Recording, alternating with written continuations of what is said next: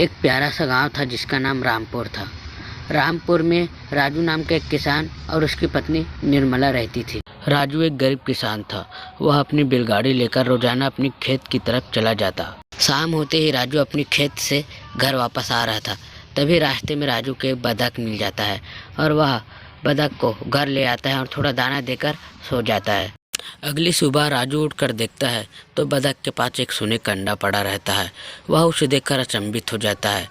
फिर राजू सोने के अंडे को सुनार के बाद बेचने चला जाता है, जिससे सोने के अंडे के बदले अच्छे खासा पैसा मिल जाता है।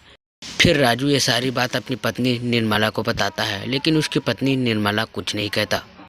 इसके बाद राजू जैसे ही सोकर उठता है तो उनको बतख के पास एक और सोने का अंडा दिख जाता है, जिसे देखकर राजू खुश हो जाता है।